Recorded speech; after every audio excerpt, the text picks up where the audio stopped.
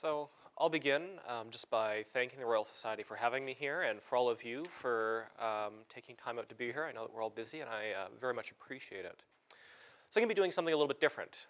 To begin with, I don't have slides, so I'm hopeful that my voice will be captivating enough and looking you in the eye so I know when you're on your iPad will be enough to attract you and keep you attentive. So public and private life in contemporary democracies is at risk. It's at risk because of the activities that we are engaged in. And by we, I mean the activities of our signals intelligence agencies. So organizations such as the National Security Agency in the United States, GCHQ in the UK, the Communications Security Establishment in Canada, as well as their counterparts in Australia and New Zealand. So I'm going to be focusing on the activities of that collective called the Five Eyes. And in particular, I want to start by just explaining some of the things that they're involved in today that we know as a result of Edward Snowden's disclosures. And how do we conceptualize of what they're doing? Well, the most common trope when you look at it, when you either speak with journalists, go speak with politicians, go to academic conferences, is it's a privacy issue. Our privacy is invaded in some sense. So what I want to do is say, there's value in that. We should do it. That's a valuable exercise. +1. But it isn't enough. And so I'm going to walk through some of the dominant mechanisms by which we conceptualize privacy in the way that law thinks about privacy. And the goal there is to say privacy is very helpful, but it's not enough. And in fact, what we should do is transition. These are democratic issues. And in particular, I'll be pointing to deliberative democratic theory, and I'll explain the rationale why, which will both rebalance how we understand harm and also give a whole new series of mechanisms by which we can engage with the question, how should we bring signals intelligence agencies under control? So let me begin with some of the activities that we know that they're involved in. So what is the role of a signals intelligence agency? Broadly, to collect information that is sent either through the air by signal or through the internet, or really just hoovering up information that is perceived as accessible and potentially valuable to, quote, the mission. So what is the mission?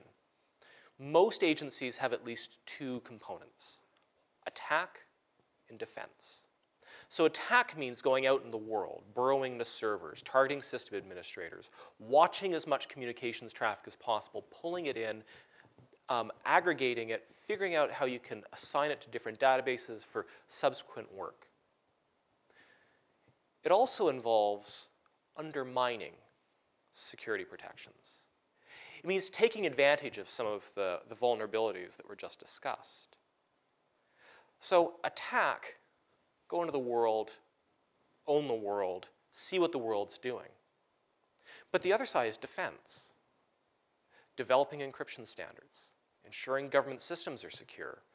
You would hope that would extend to citizens, but it isn't always the case. But at least government systems should be secure in some sense.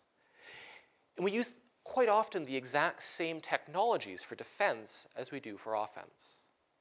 So the Canadian government, as an example, has over 200 sensors scattered all around the world. And the goal is to track all data that it can everywhere on the internet, because we want to stop it in Europe, or in China, or in India, or in the United States for that matter, or Australia, before it comes in to Canadian infrastructure. But in addition to that, we use the same system for the attack mission to collect the data, to parse the data, so that we can subsequently instrumentalize it, weaponize it, and attack parties that we believe we have an economic or state interest in targeting. And these agencies aren't just looking for terrorists. They're not just looking for quote-unquote bad guys. They're also collecting information so that when a minister is in a briefing, they know everything the other side knows, all the bargaining positions, all the red lines, who they're talking to. Data is stored for decades quite often, especially encrypted data, until it can subsequently be decrypted. The purpose there is, again, for intelligence. 25 years from now, when you're sitting across the table from an American diplomat, they'll know a lot about you. And that will be a helpful psychographic profile for when they're negotiating against you. So how do they do it? It's both mass surveillance and targeted surveillance. Mass surveillance involves being on central communications infrastructures around the world and collecting data en masse. This happens in a variety of ways. Sometimes the agencies aren't invited in and they go in on their own. Sometimes they are invited in. It's a voluntary process. And just as often, there is some sort of negotiation. There'll be money exchanged, there'll be opportunities for contracting, or some other sort of incentive structure to facilitate being on the network.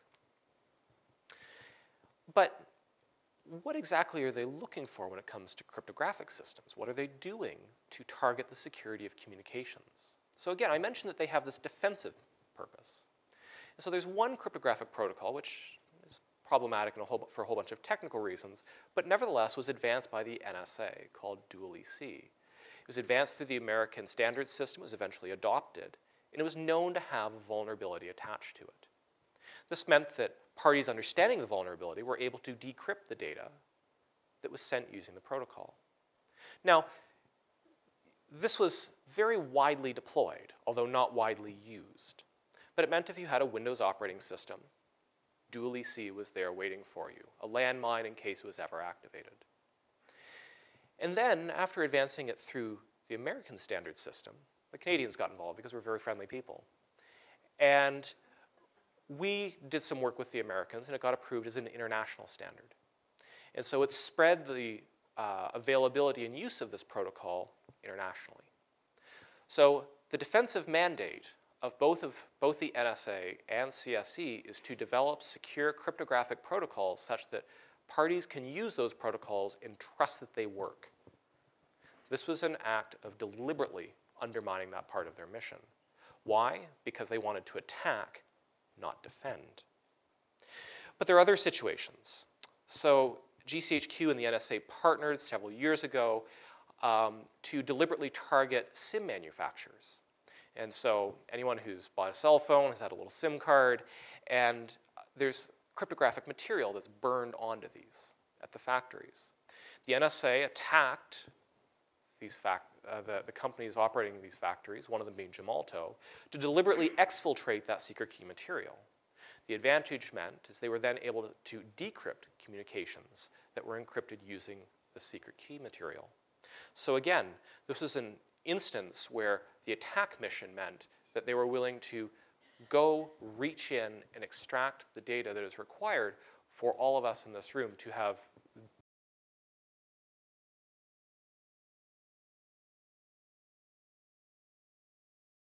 identified vulnerabilities in what are called hardware security modules. So these are incredibly important pieces of electronics that are responsible for random number generation and other cryptographic protocols. In identifying vulnerabilities, again, the defensive mission would be going and speaking to whoever was running them or developing them, saying, you have a serious problem, and it facilitates third parties such as us attacking and decrypting communications. That was not done. We also know that virtual private networks are deliberately targeted on a regular basis and intruded upon. Quite often, this means that the core underlying systems by which executives, students, citizens writ large are securing their data between themselves and wherever their VPN connection is are known to be vulnerable. So citizens of Canada, the United States, United Kingdom, and so forth are known to be using insecure systems, and yet the attack mission wins out over the defensive mission. And then there's also instances where trivial cryptographic systems are easily overcome. And we see this at the lab quite often when we're working through programs. And based on Snowden documents, the NSA and the rest do the exact same thing that we do, except they're able to apply that research at the global level. Now, what is the goal of attacking cryptographic systems? At least in part, the goal is to subsequently identify content that may be of interest, as well as, equally, if not more important, collect identifiers. Collect the metadata that we send with every communication such that it's easy to start chaining activities that individuals do online. And equally important, not just online, but to be able to bridge the link between your mobile phone, your physical life, and your online life. And in fact, for the past 10 years, that has been one of the primary missions of the Five Eyes Alliance. to be able to tie what you're doing in this room right now with what you're going to do when you go to your hotel room later tonight and are on the internet. So we're talking about the mass and targeted surveillance. Sometimes individuals are targeted, but more often it's the world writ large.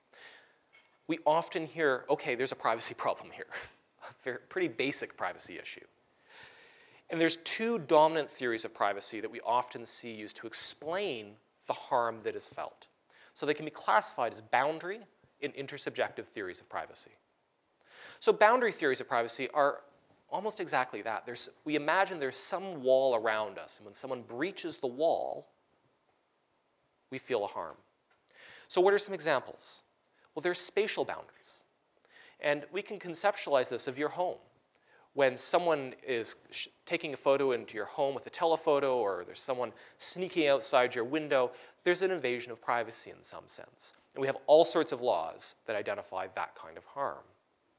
There are also behavioral boundaries. And so this is when a third party gains access to information about how you behave that is deeply personal, such as sexual interests or habits, or medical interests, or medical activities, or something of that nature. And then we can also think of informational boundaries. And so this involves information pertaining to your activities, say your religious affiliation, your union membership status, or other kinds of personal information writ large. So if you have a fitness tracker, it might be how active or inactive you may be, or any other kind of information that can be linked to you and has some degree of sensitivity. And the problem with boundary theories is we only recognize the breach when we are personally affected. And so when we're talking about a mass collection of data, we never know that we are personally affected. And so we see this as a problem, especially in American law and American jurisprudence, where there is evidence of mass surveillance of the American public, as an example, but without a demonstration that an individual has been harmed, cases cannot move forward. And when we're talking about signals intelligence activities, what sorts of boundaries might be being breached? Well, when they infect your router, your home has probably experienced some sort of spatial breach. When they're monitoring every dating site in the world in order to understand people's sexual habits, behaviors, who they're seeing, and so forth, you can imagine that being a breach of behavioral privacy. Or when they're identifying your religious affiliation or any other kind of personal information, there's been a breach of your informational privacy. But very rarely will an individual ever realize that they have been targeted. And in fact, few will be targeted. Instead, the world's population will sit in a state of always possibly being targeted. It will sit in the database until it's of use or interest or value to target anyone in this room. And that state of possible vulnerability is not the same as having a boundary breached. The other difficulty is we're talking about individuals here, and the surveillance that's ongoing targets everyone. And this is where an intersubjective theory of privacy is more helpful. Rather than conceptualizing of privacy as about the wall around me, and we sort of bump into one another and make sure that our walls, when they touch each other, do so in an appropriate way, an intersubjective theory of privacy says, no, no, no, no. Privacy is actually about facilitating links between people in communities. And so here, where an activity has the effect of undermining or forcing people away from the communities in which they exist, that's where a breach takes place. And there are different kinds of contextual intersubjective privacy settings. So we expect different privacy when we're talking in a pub than when we're talking here, than when you're talking with a lover in a hotel room, and so on and so forth. And the difficulty there is, A, we have different understandings of privacy depending on our social context. B, we have a hard time actually agreeing what exactly the privacy status is at any one point. And so there's some philosophers that have tried to work through how you resolve that, with probably the most convincing argument being, well, you go to the courts if you can't decide if intersubjective privacy has been breached. But what do you do in the case of signals intelligence, where we're not in Canada, we're not in the UK, we're not in any one country, we're in every country, everywhere? How exactly do we resolve a problem when it's functionally impossible, even within, say, the European courts, to know what the privacy norms of those in sub-Saharan Africa or Southeast China.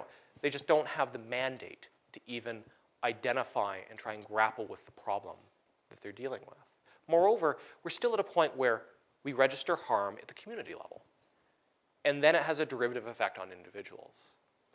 So we have a first-order harm to the community, second-order harm to the individual, and it's vice versa for boundary theories of privacy. So what's the solution?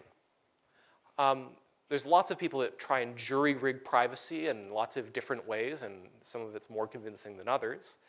I actually think that privacy should be seen as a second-order kind of harm. When we talk about signals intelligence agencies, they're monitoring our communications, our deliberations, our discourse.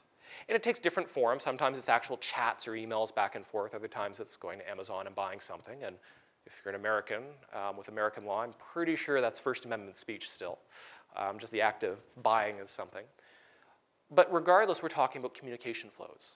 And so this is where I think that a deliberative democratic approach is very helpful, because it puts communication at the heart of what's going on. And so I don't want to say that we use this and we get rid of privacy everywhere else, but at least for signals intelligence critique, it has some value. So the work of Jürgen Habermas in particular, I find deeply appealing. And part of the reason is this. We don't have first and second order harms because the individual and their community are co-original. That means that it isn't the individual comes into existence and the community sprouts up around them or vice versa. And so when you have a harm that affects an individual, it simultaneously affects their community and vice versa. Moreover, when you have actions taken against speech such that someone is unjustly coerced into not communicating, that's registered as a harm. And so we know from studies that have come out post-Snowden that a range of communities speak less often now than they once did. I can say, being in the community, I spend a lot more time in flights going from point A to point B because we can no longer actually communicate using the electronic infrastructure no matter how secure or encrypted it happens to be. i.e., it's having an effect, and it's not just on persons such as myself, it's writers, it's poets, it's members of the general public, academics. They just avoid certain things or certain people or certain activities. And so not only does that have a harm on the individual who has to retreat, but the community that is subsequently deprived. The other nice thing, in addition to accounting for the harm framework and updating that harm framework, is we can start to say, okay, well, not all signals intelligence activity is inherently evil, bad, or must be stopped. Rather, part of the problem is that we had no idea as to what precisely was going on. And so in the United States, you can look to authors of various pieces of legislation that when they wrote the legislation, it was meant to restrain the NSA's activities, and internal NSA lawyers interpreted that restriction as authorizing far more surveillance than had ever been possible at any time in history.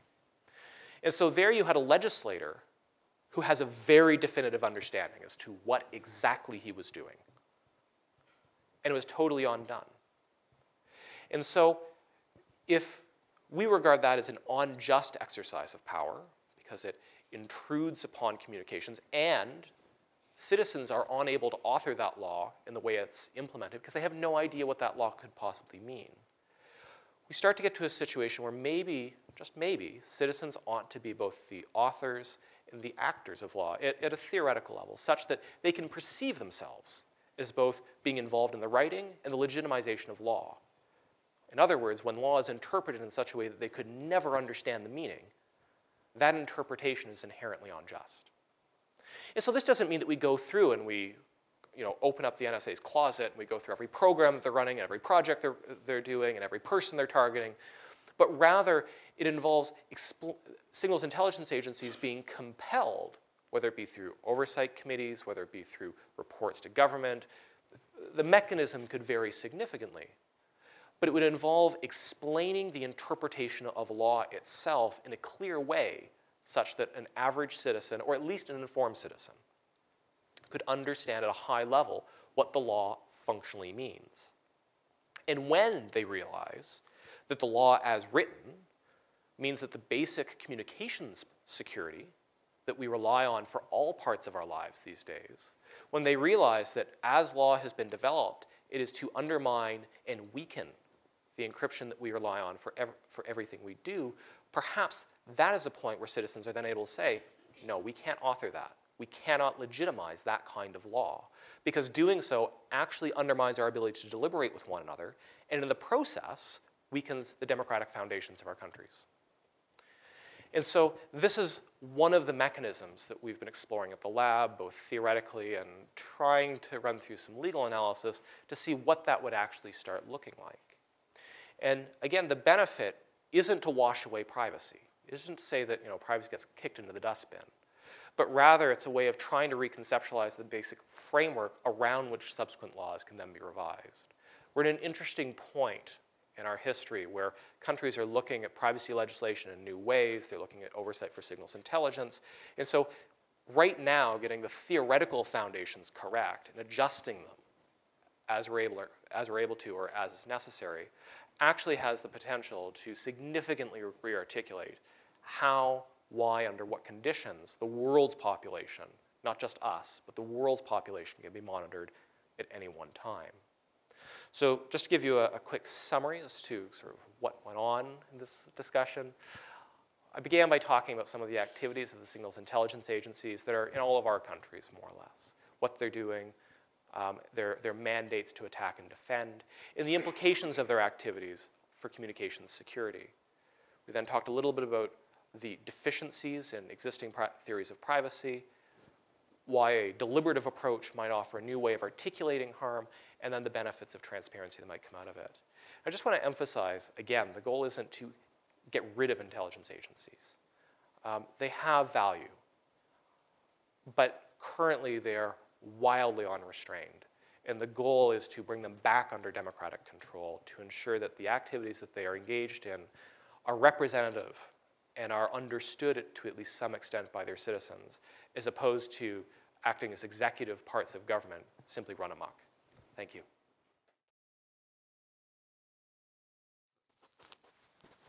So one thing, so people like NSA and ASIO, like who are these people and how have they become so, do you know what I mean? Like the President Obama and various prime ministers probably they're normal people.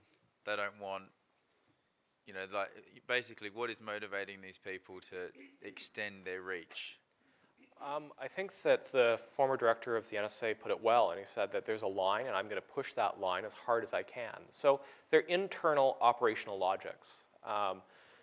People in the intelligence community, people that I'm friends with, they're typically not there to undermine democracy. That's not their goal, but they understand that they have to engage in certain activities if they were to fulfill their operational mandates. So to some extent, one of the ways of reforming the agencies is to clarify mandates or sometimes split the organizations. So in the United States, Canada, and other jurisdictions, there are discussions that maybe they should not have both the defense and the offense side sort of hinged in it simultaneously. So you actually have parts of government fighting with one another. As it stands now, the conjoinment of both of those things has meant that offense is the priority. Defense is a third thought, if not fourth. And so the people that are doing this are doing it within a mandate structure that is arguably inappropriate given what it's led them to do.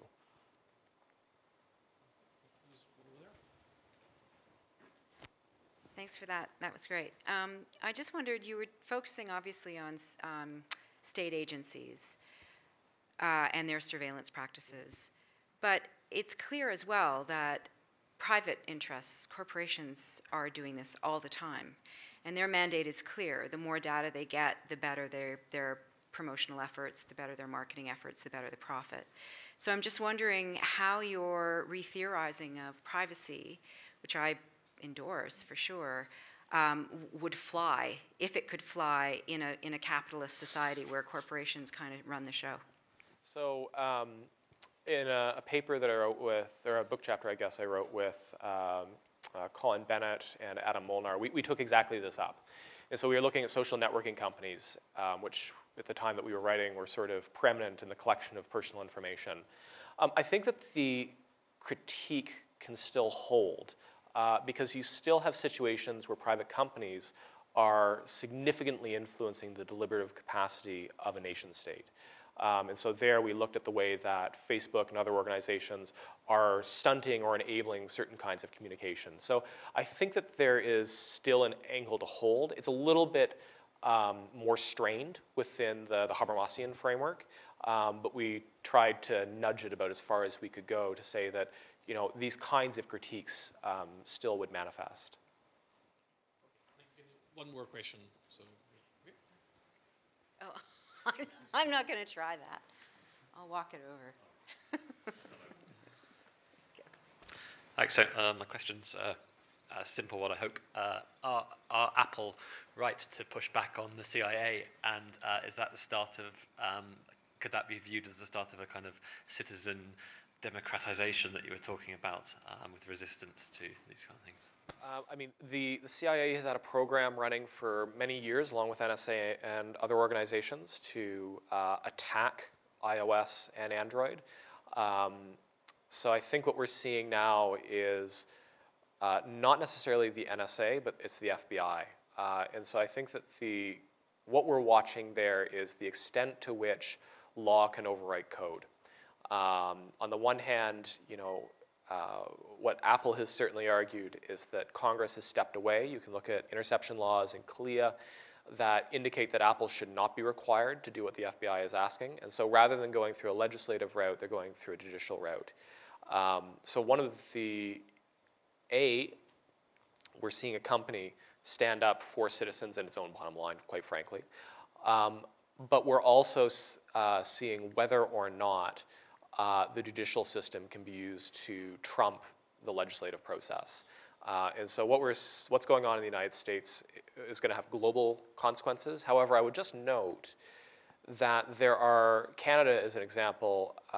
Several years ago, there's an email company called Hushmail, and a Canadian court forced Hushmail to modify the way that it facilitated encryption so that data could subsequently be provided to the FBI.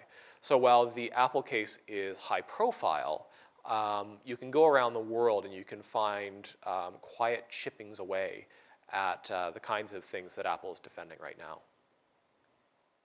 Thanks. Thanks for that overview. I was just wondering, obviously for a satellite to do detecting single photons, it has to be incredibly sensitive. We have a problem in the UK, I'm sure everywhere in the world, of people shining lasers at aeroplanes. If you shined a laser at one of these satellites at the same wavelength it's trying to detect, would you be able to blind it? Yeah. And is that an issue? It is an issue. And it's actually one of the noted issues of quantum communication, that it can be vulnerable to what is called a denial of service attack. So shining lasers into the system can be used to either just block it or blind it, but it can also be used even to exploit it actually as well. So there's been some experiments, what was called quantum hacking, where lasers into QKD devices, including the commercial ones, were actually where they were able to implant information just by blinding the detectors in a very careful and clever way. However, these are implementation questions, right? So there is, and I had it at the sort of at the end about the future directions. There's a lot of possibilities of mitigation, such as narrowband systems and better filtering. Also, the spatial mode can be filtered better, as well as the temporal mode. So, so those will obviously have to be directions to be pursued in the future. Yes, just to check whether I have this right. So, is the community thinking about this as a novel, very secure option, or is this going to be the way that we communicate with everybody in 20, 30 years? So that I think on the long term, it will be with us. So our information technology will develop, or transcend, so to say, into a quantum realm. What I mean, it's kind of showing up already even for classical systems, right? When they want to increase bandwidth and capacity, their signals get weaker and weaker all the time. And already now they're working, I believe, at a few photons per classical bit, right? So pushing capacity and bandwidth of even our existing optical channels will lead us to a quantum realm or quantum region. Now, that doesn't necessarily mean it's quantum information, but that, I think, will then also be a natural step. Now, the big question, though, is really, it's not so much if, it's more like when. So 20, 30 years, maybe, but maybe also longer. Or shorter, if something. Okay. Thanks. I'll now, people ask questions, whatever you want, to any of the speakers. Thomas, Christopher, or Camus, just let us know. I guess there's a question right here in the front. Hi, it was great talks. In terms of the quantum entanglement of the information, that you can't actually, if you try to intercept the information between the 2 points, that the other person will know. I mean, really, for all of you, isn't that the worst nightmare for the security services? I mean, is quantum computing going forward something that the security services really don't want implemented? I know in the case of the NSA, they've begun to discuss that they will start looking at quantum-resistant encryption. My understanding is it's a little bit different in the UK, and there's some dispute as to how GCHQ will take up quantum systems. And in the Canadian environment, CSC has a huge investment in quantum security. Perhaps unsurprisingly, neither the NSA or the other agencies are terribly forthcoming as to the work that they're doing, but it is something on the radar of at least some of the agencies. Sure, I think I meant, obviously they want to protect themselves, but they wouldn't want the general public to have this same level of protection. The quantum-resistant algorithms, as I understand them, they're not being suggested or designed for pure government use, and instead they'd be public standards. So that would be publicly propagated with, again, part of the challenge being, what do we trust what they propagate? I'll add one more piece into that, which is that governments actually are, broadly as I have seen, don't seem to mind that 2 points are encrypted, provided they have access to what happens after it comes off the encryption line. So you see this in things like Snooper's Charter and other sorts of elements where they don't mind that connection, that the data while it's moving is encrypted. That's not an issue. They just want access to the data at some point. It doesn't have to be in transit. And that is in many ways the way they're trying to walk the line publicly, is that we want to support strong encryption. We do not want things like Scotland's small businesses losing all of their data to China. That's very, very bad. But at the same time, we need access when we give you a warrant or when we say we want it. And so it's wrong to think that these governments aren't necessarily supporting strong encryption. They're just being very precise about where they kind of do and do not want it. And so it's kind of a balance. Sure. There are lots of questions here, so I think maybe Peter I saw. And just to come back to Thomas quickly, has any thought been given about how gravity wave detection might be affecting communications sometime downstream?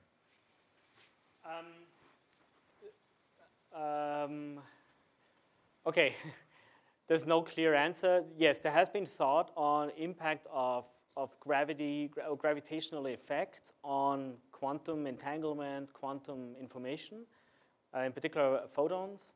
So there's been some proposals about some, if you measure entangled photons at different gravitational potentials, let's say one on the ground, one in space, there might be some decorrelation going on. So in that sense, there is some work on that. There's also relativistic effects, such as from special relativity, just large velocities. When you do the transformations, you couple spin and spatial mode, so there can be effects there. However, and actually we had a large overview paper actually about that, which we worked on with people from Perimeter Institute and beyond, where all of the potential influences of quantum physics, quantum entanglement, and other known physics, there might be little things, but all of those effects are very weak. Well, I was just thinking maybe from a simpler point of view, this isn't my area, but since if you can detect a gravity wave, you must be able to transmit information with it. Is that too simplistic? No, so my personal opinion is, because I'm not an expert for gravitational waves, but I would agree, yes, you could communicate with gravitational waves, but maybe if you follow the news, right, the source you need for those gravitational waves is not easy to handle. So. Yeah.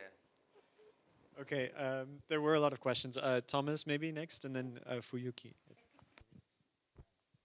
Right, so it's within the living memory of some of us older folks where there was no internet, and we still somehow managed to communicate in a secure fashion with other individuals in society.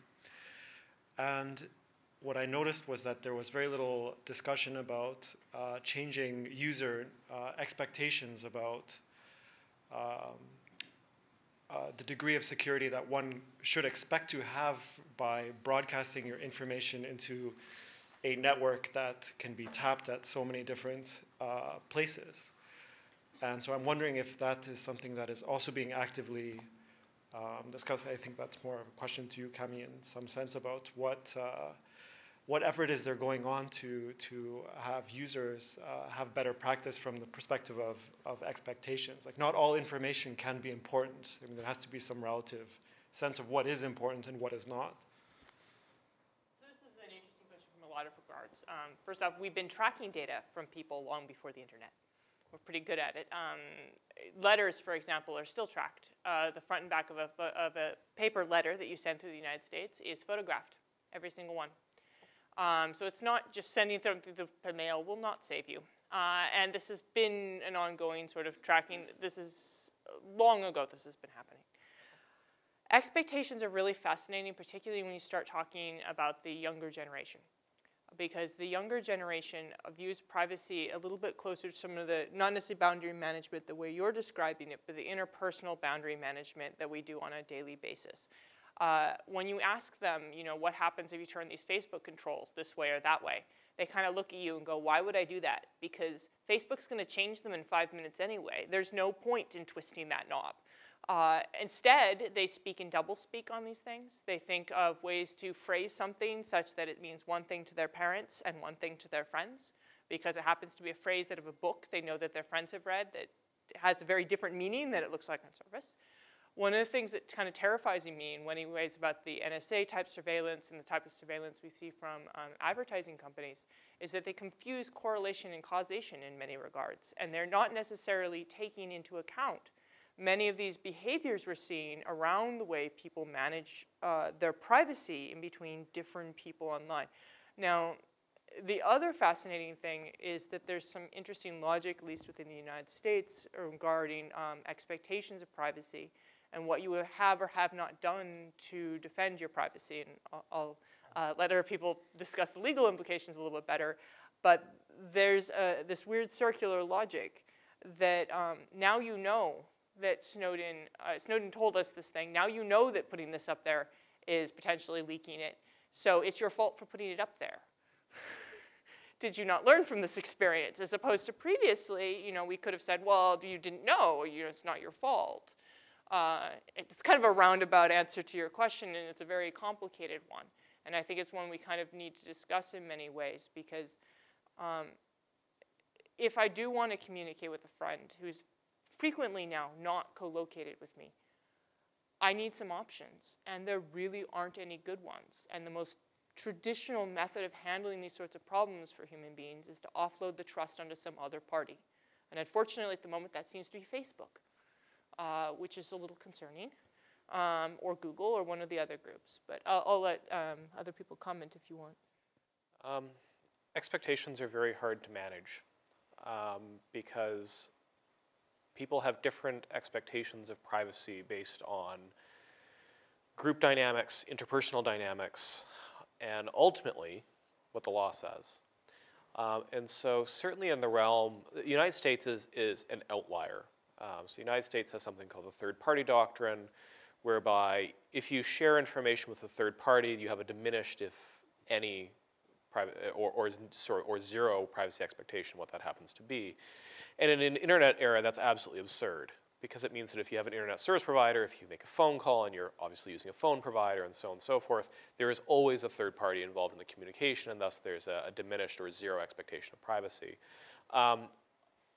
Unfortunately, in the Canadian context, Canadians watch a lot of American TV, and so they tend not to understand what the legal context of communications privacy is in this country, which is not like the United States. Simply because it's transited through a third party does not mean you lose all privacy interests. Similarly, if you go, Britain again gets a little bit weird because of its engagements back and forth with Europe more broadly. But the mass surveillance that I was talking about, the European courts have found to be illegal and cannot go on.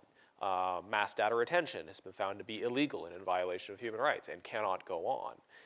And so part of the difficulty is that everyone in this room will have a different understanding of what privacy is. That's just the way it works, right? It's one of those great fuzzy concepts to throw around that means something different to everyone. And it is where you can go to the courts, and especially the European courts that are backstopped the way that they are in European law, and you can start to say, okay, well, we may disagree on sort of the nuances of intersubjective privacy or something like that, but there are certain practices that are impermissible. And it doesn't matter if it's a tweet, it doesn't matter if it's an innocuous, hey, how's it going, or a very serious communication that you're having. The content of the communication is not always the most important piece, but the mechanism under which access to the communication takes place. And I would just note that in Canada, we had a very important case that went through recently, Spencer at the Supreme Court. And this actually saw the Supreme Court assert that there is a right to anonymity online. And given that Canada follows the common law, that has significant implications throughout other common law countries. So part of it, I think we're seeing the courts finally figuring out what's going on, with the United States being just absolutely offside of almost everything when it comes to both law and normative expectations. Okay, there was a question over here. Let me toss it this way, and then there was one at the back that I'll get to, hopefully. So Chris, I like the turn towards deliberative democracy and Habermas in your talk, and how this is kind of this intersubjective notion of privacy is very promising. However, the Habermasian framework from a sociological perspective, as opposed to, let's say, a political philosophical perspective, has two central weaknesses, which you're probably familiar with. The first one being, in my opinion, that it overestimates the willingness of ordinary citizens to value and to participate in democracy in a thick way, which is not simply about voting every 4 or 5 years or 3 years, but actually participating in deliberative fora in civil society where they will debate and deliberate around certain issues. So many citizens are more than willing to trade issues of privacy and security for the convenience and expediency of internet communication. We all click on agreements constantly when our software is being updated without reading them, and iTunes and everything else. Secondly, so that's one weakness, and the second weakness has to do with the way in which deliberative democracy requires actual fora, institutions, through which this takes place, which have to be fundamentally civil society institutions, not necessarily governmental ones for all kinds of reasons. And at that level, certainly when we're talking about issues of internet privacy, that's very, very thin. There are groups of experts, such as the group of which you're a part at the University of Toronto, the Citizen Lab, who do this, but in terms of actual fora where ordinary people are participating in these kinds of issues, institutionally there seems to be a great lag. So how, I mean, I'm sure that the folks at your lab have talked about this. How do you or they address those two potential weaknesses? Yeah, I mean, those are both really fair. And so one of the, obviously there's enough people writing about Habermas that you can choose the scaffold you want to build around them. But one of the things that I've found convincing is that, of course, you do need these formal deliberative mechanisms in order to engage between civil society, politics, and the rest. but much of the discussions that we're engaged in are political. So when you're talking about your friends privately on Facebook or something like that about the NSA or the state of TTC if you live in Toronto or whatever the case happens to be, that functions as political speech. And so it isn't just about ensuring that the formal mechanisms between citizens and legislators, something like that, are protected. So not just about fostering the thick bonds, but ensuring that those the bonds within society themselves are able to foster. And so much of the work that's come out of the United States through survey data has shown that even within small groups, the actions of signals intelligence agencies has taken away from the robustness of those smaller, less formally political communications. And so, through a Habermasian model, if you look at it, structurally or systematically, you need to have that base level of communication amongst the citizenry in order to percolate up. So I think that what I'm as interested in is how do you facilitate or enable deliberation in those soft spaces. And then in terms of how do you actually foster more robust engagement between sort of the citizenry and politics more formally, I think that takes place in a bunch of different ways. You're right to point that there are issues of forums, like how exactly do you get people to formally come together, debate, discuss, and the rest. We're seeing more and more civil society organizations try and take that role on in different ways. So in the Canadian context, it might be a group, say, like Open Media or something like that, that's trying to facilitate a discussion across, their 1.x million Canadians on their mailing lists and things like that. But I think we've also seen efforts by some governments to try and include citizens more directly. So in the Canadian space, we've seen experiments all throughout the federal level in how do we bring citizens formally into the political process, either as individuals, as experts, or as just people who have taken an interest in one way or another. And so Industry Canada's been doing this in a bunch of interesting ways. CRTC has been doing it. And most recently, in discussions that groups of us have had with various federal ministers of the new government, they're trying to explore ways to formally facilitate these kinds of forums around security and privacy issues. So some of it, I think, is government is slow. You can point to different sort of techniques or tactics that have been used around the world to foster this. But I think some of it is you have to have a government that's interested in experimenting and falling on their face, quite frankly. And I think, fortunately, we're at a point where we have a government that wants to consult and wants to fall on its face. And out of that, hopefully, we'll see the less disastrous ways of doing so to facilitate those sort of forums. I'll jump in for a moment here as well. So at a different level, we have this problem of self-efficacy and cognitive dissonance. It's really hard for me to look at something at the level of this NSA documents and think, how is this actually impacting me? It's not the same thing as a burglar that broke into my home. I feel very intimidated by that. I can see it right here. There is no good way for me to right now see anything of this. And even if we're not talking about the NSA, because the NSA is in many ways sitting at a different level, if we talk about things like advertisers or some of these other groups that are interacting, there is, again, no easy way for me to really see what's going on.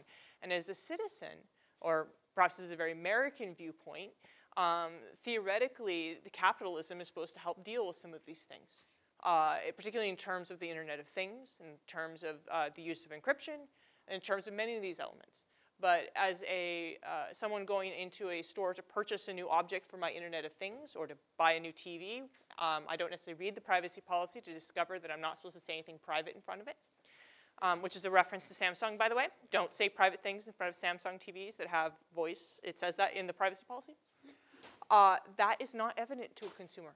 It is not trivial to see, and because it's not trivial to see, you don't see a lot of this grassroots moving up to try to engage in some of these conversations because they just don't, it's really hard to conceptualize it, even as people in this audience.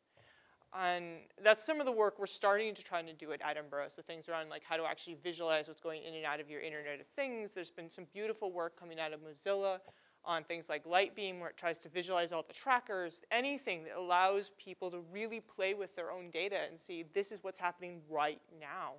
And I think some of that is desperately needed because otherwise it's just so hard to make the mental jump. There was a question at the back. I don't know if it's still, I think the questioner might have given up on me. Oh, there she is. Here. I was listening. Excuse me. Use the back.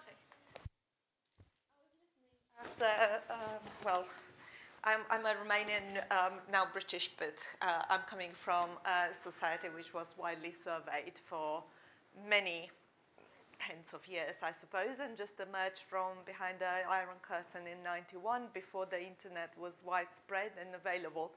And I would like to know whether there is enough data out there explaining what's happening in the Eastern European countries in terms of governmental surveillance of data, say in the past 15, 20 years, because the situation in '91 was that we were all on the streets talking about democracy. There was no internet and most certainly no surveillance for quite a while.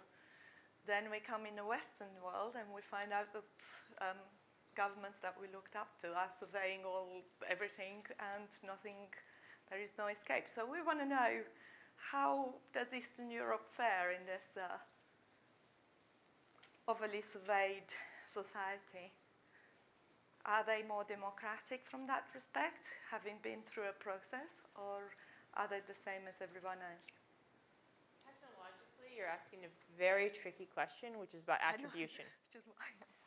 Because sometimes we get to see the out. So Snowden is very unique. In a couple of the other whistleblowers are unique because they exposed information from the inside. When we are looking at the situation from the outside, it is incredibly challenging to tell who did what. You might be able to tell that this particular thing was interfered with, or that something was broken into and the information was read out.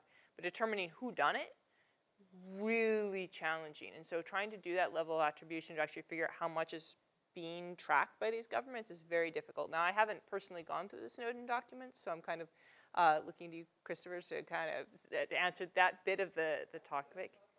Question because you seem to be. So at the Citizen Lab, we spend an awful lot of time running around the world and going into servers. We don't. We have a strong ethical protocol as to what we can and cannot do. And the other thing we do is generally study information controls around the world. So ways in which governments disrupt communications opportunistically at different times. So we do know that former Soviet states quite often exhibit high levels of information controls. And these take place in a bunch of different ways, right? So it doesn't necessarily mean that you can't access a website. Sometimes it does. But it can just as easily mean that during an election, you can't get access to opposition leaders' websites, or you can't get access to polling places, or things of that nature. So there's a recognition of selective takedowns of information. There's also strong efforts by, as an example, both the Russian and Chinese government, but it's true in other areas of, of those regions as well, where governments will hire citizens and they'll be paid a certain amount of money in order to add pro-government discourse around sensitive events, which is, again, a way of influencing the way that citizens understand what's present. There's a really good book that came out recently called The Red Web, and it details the history, not just of the internet, from the Soviet era to today, but it also explains the mechanisms by which the security services in Russia are involved and implicated with their partners in that region.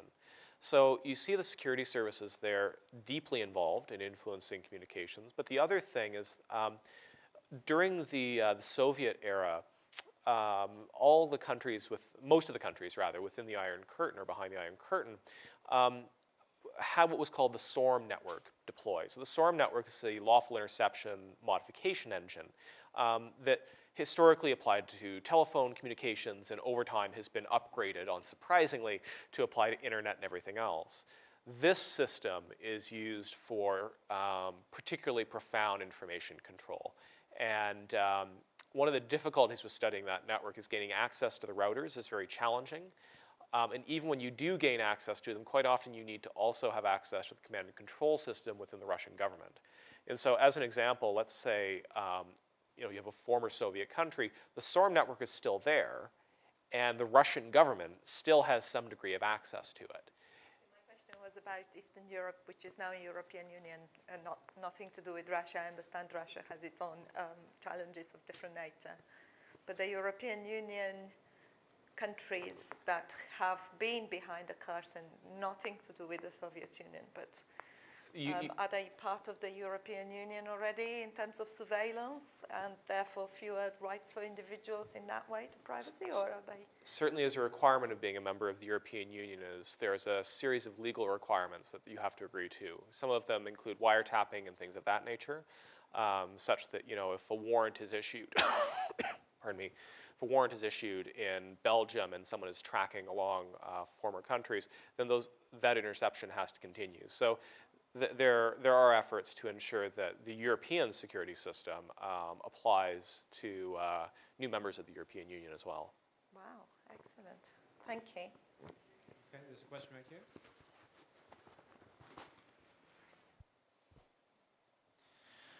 So this question maybe is for you, Christopher, and both of you sort of jump in there, because it's a bit of a practical question I'm trying to ask you as a policy side and perhaps the sort of implementation side.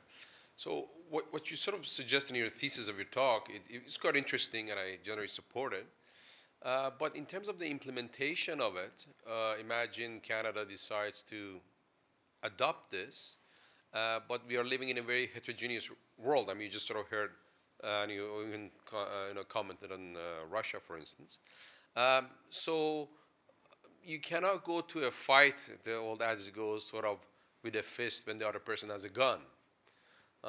So how you're kind of addressing that from a democratic perspective, and then also technologically perhaps there can be a solution that we can have our own values and systems that may need to be really tied closely to a very robust technological solution, quantum. So practically, it's a hard challenge, and so it'd be easy to say, well, there's an easy solution, you do this, but we don't have it. So in the Canadian context, one of the strategies that we're adopting in partnership with colleagues and allies in the United States, efforts in the UK as well, is to try and through constitutional law or the equivalent thereof, to try and push back and say, because these agencies are targeting domestic citizens, those aspects of the programs have to be turned off. And it's sort of a way of trying to, if you cannot target Canadians, it actually means that the systems generally have to be disabled, because you will catch Canadians in the world. So it's one way of trying to curtail those activities, but it doesn't work well, and it's fragmentary. And so one of the efforts has to be to simply change the understanding of the extent to which human rights must be protected or respected. So one of the things that colleagues of mine are doing in New York right now, as well as other jurisdictions, is really trying to play to the fact that many of the countries that are involved in these kinds of intelligence operations are signatories to human rights. And so the very activities of the signals intelligence agencies contravene basic human rights protections. So I think that really has to be the angle right now. And one of the downsides with that, at least in my experience, is speaking about human rights in the United States, to a lesser extent in Canada, you don't get laughed out of the room in Canada, but that's sort of the step up from the US. So practically, it's a problem that we've been dealing with in a whole bunch of different fronts. And it's court challenges so far that seem to be the most hopeful, as legislators have been very slow to react. And in fact, there's a book that a colleague of mine, Simon Davies, collated 1 year after Snowden, and he went to every country where Snowden documents had been disclosed to say, what has actually changed in your countries? And in every country, the only thing that seemed to have any effect had been court challenges. Legislators generally had just declined to get engaged. In terms of, are there technical solutions to try and fight back? I should probably say sure, I guess. But the problem is, I think that this is a basic democratic problem. And so trying to respond principally through the lens of technology, it's only effective for a very small subset of the population that's technically skilled enough and has the time to engage in those activities, and they will mess up. At the Citizen Lab, we have a very high security infrastructure. We mess up on a daily basis, and we're supposed to be pretty good at this stuff. you give that to someone who it isn't top of mind all the time, and they will just mess up or not use it because most security systems don't work well. The other difficulty is that even when you have a strong theoretical model for how you can secure a system, implementation is a gross problem. So I mentioned in my talk that the hardware security modules that really underlie our ability to be secure online. So when you generate the certificates for when you go to a secured website or something like that, you need a hardware security module to help generate strong cryptographic keys. Well, many of those modules are broken. And so we run into this problem of even if we have a strong quantum system, the implementation of that system is almost guaranteed to be garbage or will be found to be garbage given enough billions of dollars to find the vulnerabilities. So I think it has to be a democratic solution. Technology, I don't think it's the solution. So maybe in the last 2 minutes and 30 seconds, Thomas, can you give us your 1 minute opinion on that question of the technological progress, whether we're going to have quantum things in our pockets? Yeah, it's a very good point. The vulnerabilities, right? Even quantum systems could be vulnerable down the road. But I do want to make one advantage of quantum is that, for example, it was brought up a letter, right? If I would encode a letter in quantum information, send it from A to B, I would be able to tell if somebody looked at it, right? So at least there's those kind of new aspects which quantum information might offer into this when we're looking for a solution. Okay, and maybe Cami, I don't know if you can comment on whether technology. Get to your question, but it's kind of coming a little bit more onto the implementation component that's being brought up. I mean, this is coming up very heavily in the usable security field right now. That implementation is terrible. And it's the sort of question that actually comes across my desk fairly frequently at the moment. Can you come down to this place and teach our students not to screw this up? No, we don't even know how to teach that to students. From an educational perspective or a psychology perspective, we're not really even sure how to get some of these concepts across, because I could teach you how to use that API properly, or I could go figure out how to put a better usable API on it. But it's so hard to teach a student how to threat model, how to take a look at a situation and think to myself, who might actually attack this? Because they stare at you and go, why would anyone do that? There's no reason. Like, why would you ever put a true into something that's intended for a number? It's a silly thing to do. And so we have an enormous implementation problem, and it's coming up very strongly, and it's a huge education problem, and it's a huge problem kind of coming out of the usable security space and how to deal with that. Because if we can't trust the technologies that we're trying to actually build some of these other discussions upon, we have a big problem. And a lot of companies and governments and funding agencies seem to agree with that.